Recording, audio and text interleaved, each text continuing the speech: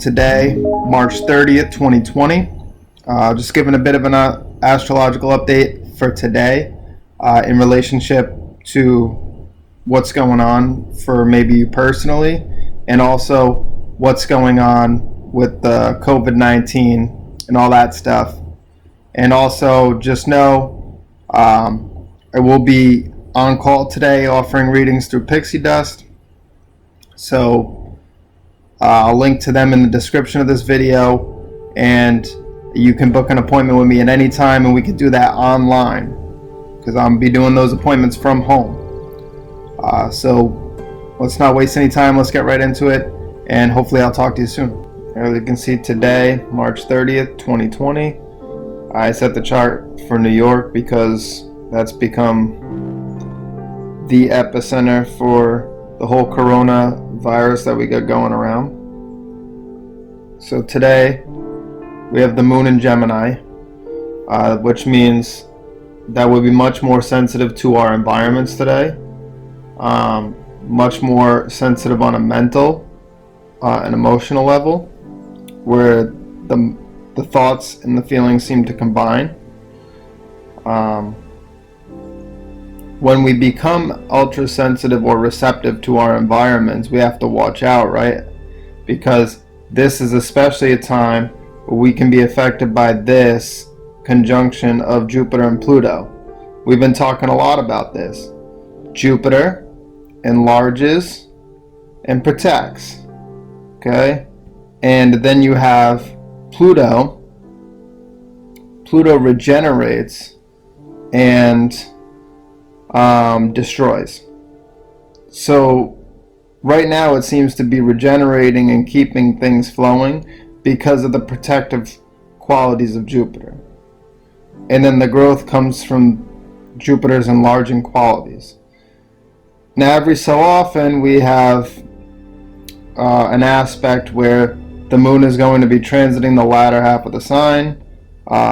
In this case it's going to make a inconjunct here to Pluto and Jupiter. So it's 150 degrees. So all you do is you just count from here. Each sign is 30 degrees, so 24 degrees Aquarius, 30, 24 degrees Pisces, 60, 24 degrees Aries, and all the way so on. So 90, 120, and then 150. So one thing about all this is that the inconjuncts sort of act as sometimes a trine and sometimes an opposition, because they're in between. So sometimes you feel the tension of the opposition, and sometimes you feel the relief of the trine. But in this case,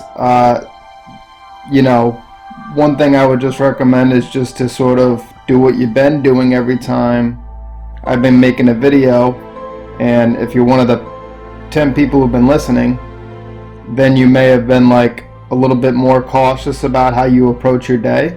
Now we've been talking about Mars moving away from this point and into Aquarius, and that's exactly what it's going to do later today. See, it's only got 7 minutes left of the sign, so later on this afternoon Mars will enter into Aquarius and begin to move out of Capricorn, which is great for us because, as we talked about, Mars was rapid growth, quick expansion. So it was magnifying all this Jupiter and Plutonian conjunction, and when it combined its energies, it was making things grow really rapidly. Since it's moved on, it hasn't been as rapid, but it's also been continuing to grow, as I said it would, because we have this Jupiter-Pluto conjunction. Now, when the moon comes into play, we got to watch out. We had highlighted a date 10 days from March 23rd, 11 days from the 22nd. We were looking at Seattle, Washington at that time because that was the epicenter. So one thing we had noted was that Mars would have moved on significantly from this Jupiter-Pluto-Mars conjunction by this date, April 3rd. Which would be good. Maybe a bit of relief on how fast it was growing, right? So the fact that Mars is moving into Aquarius today March 30th, that's a good sign. Let's look again at June 18th, because June 18th, set the chart for New York at noon, because again, that's the epicenter. So what does this mean for you on the 18th? Well, earlier on the 18th, the moon will have made a trine to this conjunction. So that brings things out into the world. The moon links everything with a physical event, an actual occurrence in the real world. And then you have Mars at 24 degrees Pisces in a harmonious sextile relationship with this Jupiter-Pluto conjunction, because Jupiter will have moved on and then come back retrograde and be back conjunct within a degree of Pluto. So again, the enlarging, again, the regenerating qualities. What you hope is that Pluto and Mars will expel the toxins quickly, but because Jupiter seems to be protecting it, it doesn't seem to be able to enter into its destructive phase. It seems like Jupiter keeps things from entering into that expulsion or destructive phase, where Mars and Pluto together might create like rapid inflammation, but also quick expulsion of the toxins, or in this case, maybe the virus, the disease. But because there's going to be a relationship again, we could see another wave, as the media had called it, said it would come in waves, where this will continue to hit another rapid expansion around the 18th, and then boom, it'll move on a little bit afterwards, and then we'll still be left with some significant growth because of the Jupiter-Pluto conjunction in Capricorn. So as you can see, this like 18-month cycle that they've got us on seems to be probably accurate, because they the people who are running the show here, they know about astrology, they know what they're doing. They don't make moves without this knowledge. And so they're very well aware of what energies are at play and what they have to work with. And that's this Mars, that's this Jupiter, Pluto, that's the moon hitting these sensitive points every couple of days from a different position and bringing it into many different areas of our lives. As you can see back on today, March 30th, the moon is in Gemini. So again, that's our work environment, our school environment. Luckily, a lot of people are staying home. They're not at work. They're not at school. They're working from home. But again, if you are in the medical profession, things like that, just be smart, stay safe.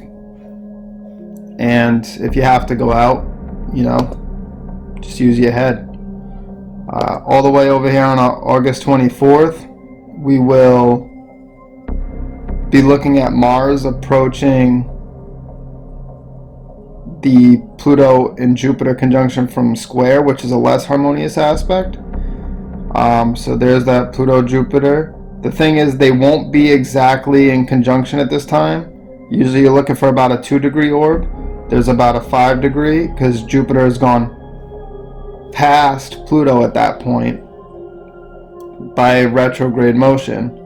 And then it's going to have to get direct again and then go back by Pluto again. So you can see how this prolongs things, because that's what's happening in August. And at this time, you also have Mars at 17 degrees, and that's going to be hitting exactly on Jupiter around this time.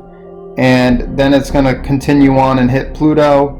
And depending on Jupiter and Pluto's relationship here, things could get a little dicey. Maybe one really final tough surge or something around this time, because of the inharmonious aspect of Mars's squaring Jupiter and Pluto at this time. So I guess we'll see what happens. Just got to keep monitoring it. Just stay safe, be smart, and I will talk to you guys soon. Just remember, today I will be reading through Pixie Dust, so I will link to them in the description, where you can schedule and book your appointment with me online, and then we can do it through Zoom, Skype, phone, whatever it may be that you prefer. But let's set up an appointment while you're at home. Better to focus on yourself. We can pull up your chart and really go into it on a personal level for you as an individual. So I look forward to talking to you soon, and have a great day.